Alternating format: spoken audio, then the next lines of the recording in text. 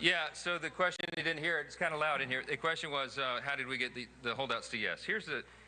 So my leadership style is I try to be a servant leader, and as I mentioned earlier, I know what every member of this body, every member of this conference brings to the table, and the leader's job is to bring out everybody's best and get them to their highest and best use, and that takes some time.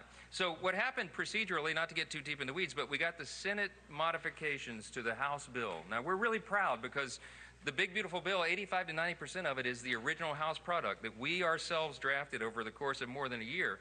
But when we went to the Senate, of course, as the other chamber is apt to do, they made some changes. They sent it over to us. We didn't have it for a lot of time.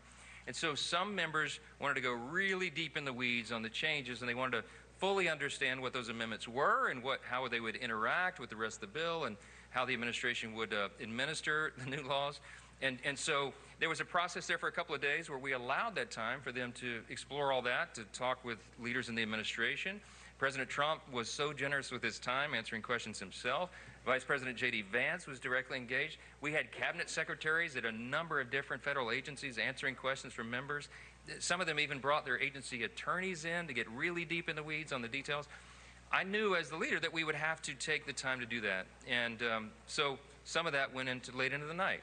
And I was not going to make anybody, I was not going to demand anybody's vote or their position on the bill until they felt that they had exhausted that opportunity. So we did it, and that's how we got everybody to yes. Yeah. Obviously, you talked about the legislative process. You made a joke on the floor about how the White House legislative team practically lived here in the Capitol. Talk to me a little bit about how you got these members to yes. What concessions were made? We know it wasn't cheap as in the Senate bill, but it was perhaps maybe the promise through executive orders or future legislation. What are we looking at? No, I mean, look, as I said, a lot of these members wanted to talk with the administration about how the new law would be administered by the Trump administration and the team, and I think they answered those questions. I don't think they exacted a lot of specific commitments or concessions or anything like that. It was just more an understanding how that would interact. As you know, this president has been a bold leader. By last count, he's issued over maybe close to 160 executive orders so far.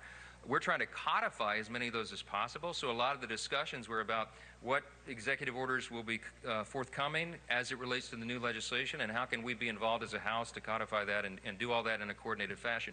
The beauty of unified government is this is exactly how it can work and how it's supposed to work, is that you have an interaction between the executive and the legislative branches, because that's what's best for the people, and that coordination is going to yield great results for the folks. So that was part of the discussion yesterday. Last question.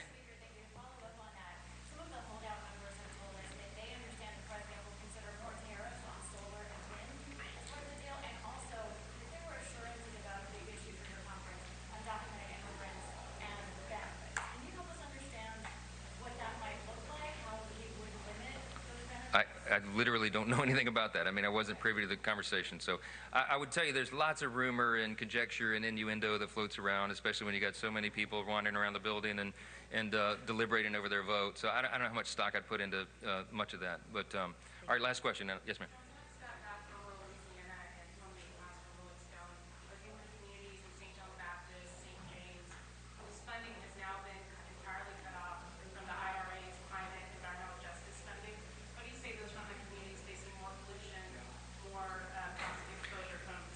Look, I think a lot of the estimations about what this legislation would do in a negative manner to communities in my state or any other are far overblown. I can tell you that this bill is going to be a great thing for everybody around the country, my constituents especially. What's good for Louisiana is good for America. We've got great tax policy here.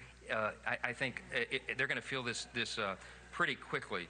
Wages will rise. I think household income will go up. I think the job participation rate will increase dramatically. I think unemployment will be low. We're going to duplicate what we did in the first Trump administration. Remember, at the first 2 years, y'all have heard me say 1,000 times, it's objectively true. We had one of the greatest economies in the history of the world, and we're going to do that again, except this time much more comprehensively. We did tax cuts and regulatory reform, and that brought about a resurgence of the U.S. economy. That's what's going to happen here. It's about to happen on steroids.